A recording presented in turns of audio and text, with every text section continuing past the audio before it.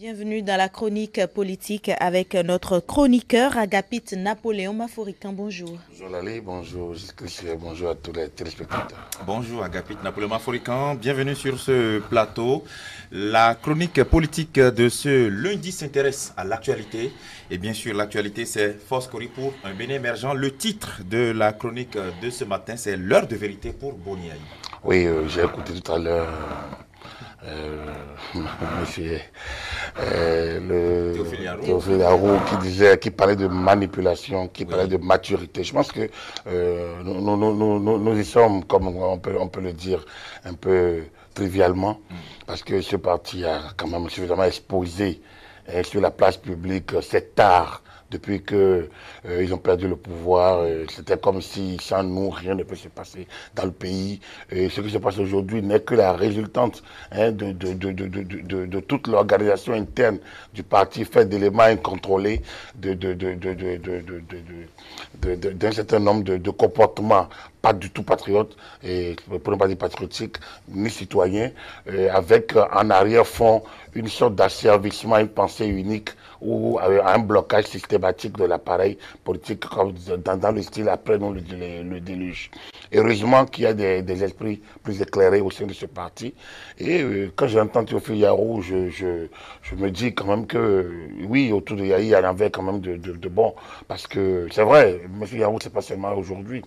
Quand j'étais allé au palais, une fois, le président Talon avait exposé un peu la situation. C'est quelqu'un qui avait dit, ah, mais si vous voulez l'expliquer ainsi, nous les croyons. Ça ne fait pas de lui un élément du système. Vous l'écoutez, le langage est toujours là. Le langage du type, on a parlé des élections, nous avons notre élection. Bon, donc, les éléments de langage du FCBE sont toujours repris par M. Yarou, mais avec une certaine dignité militante, contrairement à ceux qui se laissent aller un peu à l'agitation et un peu une sorte d'absence de ligne de conduite de boussole. Alors c'est là que le président Yayi est interpellé, parce que justement un communiqué qui lui serait attribué, il aurait donc rejeté. Comment un chef d'État peut rejeter un document administratif? C'est d'abord ça d'abord. Un document du genre, vous vouliez un récépissé, on vous en donne et tu dis que tu le rejettes. Non.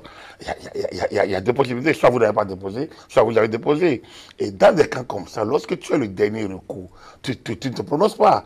Donc du coup, bon, est-ce que c'est le président Yayi qui s'est réellement pour se prononcer? On ne sait pas. Donc du coup, c'est pour ça que la chronique est intitulée l'heure de vérité. Il faut bien qu'il tranche. Maintenant, vous savez que c'est au cœur, ce n'est plus maintenant FCBE contre Talon, ce n'est plus, c'est le président Talon, c'est le du régime, ce n'est plus le régime de la rupture, ce n'est plus les sbires du système, comme ils ont l'habitude donc de le dire. Aujourd'hui, c'est que quand, à force de comploter, vous finissez par avoir le dos au mur. Et justement, il faut que la vérité éclate. Ceux qui ont bloqué, ont tenté de bloquer le processus électoral entre janvier et avril 2000. Ceux qui ont tenté de ternir l'image du pays, ceux qui ont créé le désordre et l'anarchie, tenté de mettre l'anarchie, le bordel, et ont occasionné bien des vies et quelques dégâts matériels avec quelques décès. Il faudrait bien que ces personnes répondent de leurs actes. Et c'est justement cette heure de vérité qui sonne. Parce qu'à partir du moment où vous aviez besoin d'un document. Vous avez crié partout que c'est ce document qui était utile, qu'on vous l'a bloqué, qu'on ne veut pas que vous alliez aux élections. Vous criez, on vous donne le document. Vous dites que ce n'est pas de ça que vous avez besoin.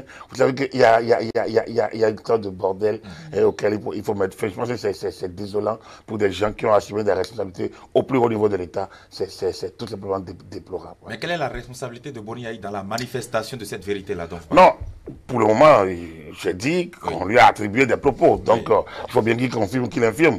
Donc, à partir du moment où on ne le sait pas encore, on ne peut pas l'interpeller.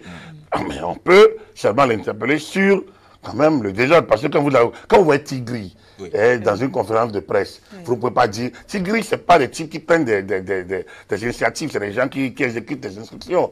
Ça c'est pas hier, c'est ancien ministre de Soglo, ancien secrétaire général à la présidence.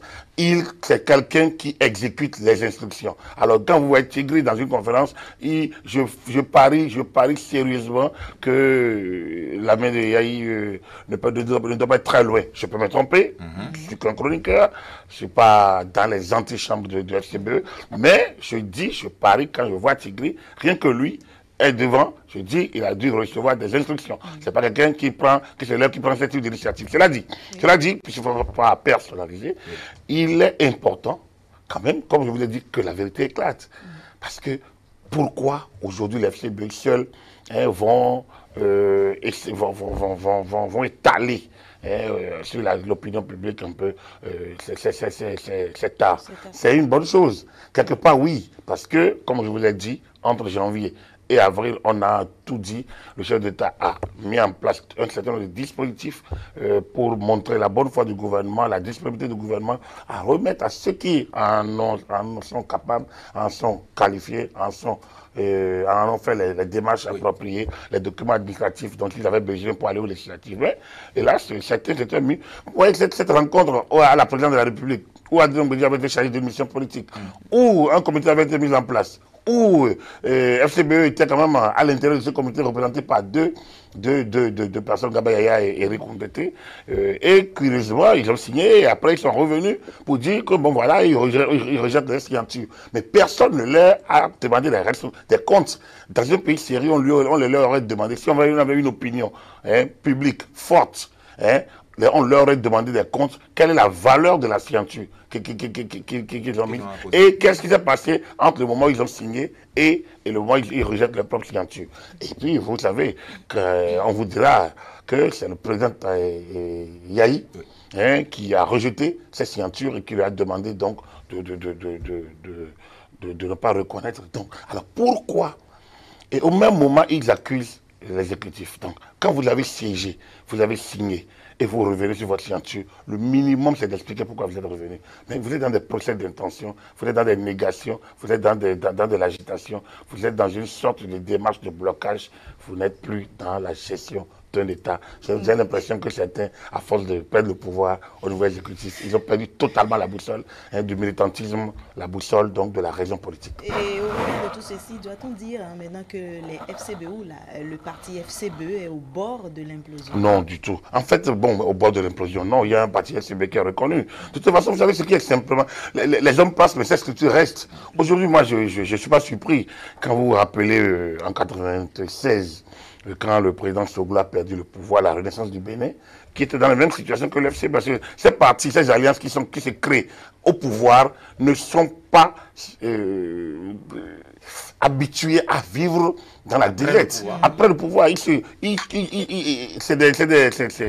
des créatures du pouvoir, ils n'ont connu que la gestion du pouvoir. Alors donc, se remettre dans une situation de militantisme profond avec en affrontant les réalités de l'opposition, ne sont pas, c'est pas donné à tout le monde. Autant Yarou et Nak, intellectuels, Bontin, arrivent à s'en sortir en gardant les éléments du langage du parti, en montrant une certaine ouverture. Autant ici fou, ancien député, peut le faire, mais autant il y en a qui ne peuvent pas comprendre ça parce que eux ne connaissent que celui qui les a nommés. Ils ne connaissent pas l'État. Ils connaissent peut-être, ils sont reconnaissants qu'à celui qui les a permis peut-être de quitter l'ombre pour la lumière. Et donc, du coup, ils ne peuvent pas aller au-delà de ce niveau-là et n'arrivent pas à appréhender que l'État, qu'un parti est tout autre chose qu'un club de quartier ou qu'un clan familial. Donc, ça, c'est un autre problème. Là, RBA connaît ce moment parce qu'une fois quitté le pouvoir, le parti a connu ses atermoiements de la même manière. Voilà, oui, c'est le pouvoir qui nous en veut, vas-y, parce que voilà. Donc, des problèmes internes, des problèmes en tête, ceux qui doivent partir, le parti a existé jusqu'à un dernier moment. Et encore qu'il y en a qui s'en réclament toujours, même si une bonne partie, en tout cas, même si la version officielle du parti s'est fondue dans l'Union progressiste, il y en a toujours qui s'en réclament. C'est pour dire que SCB va sans doute continuer d'exister, dans une forme ou dans une autre, avec ou sans le président Yahi, parce que comme l'a dit M. Yarou, on ne peut pas, un parti ne peut pas c'est pas un individu. Le président Yahi est une personnalité énigmatique, une personnalité morale du parti, mais il n'est pas le parti, il ne saurait être le parti, il ne devrait pas être le parti, il n'est pas le parti. Donc c'est une évidence qu'après Yahi, le parti va exister. Et je pense que ce qui se passe aujourd'hui, c'est la mutation attendue des FCBE. Il faudrait bien que ceux qui ont une envie de continuer à vivre leur vie militante, même en opposition au pouvoir, puissent le faire de manière cohérente et décente, et que ceux qui sont dans la négation, ceux qui sont dans le blocage, ceux qui sont un peu dans l'anarchie, on les laisse de côté, un peu comme dirait le président Soglo, on les laisse sur le quai de la gare, alors que le train roule vers le développement.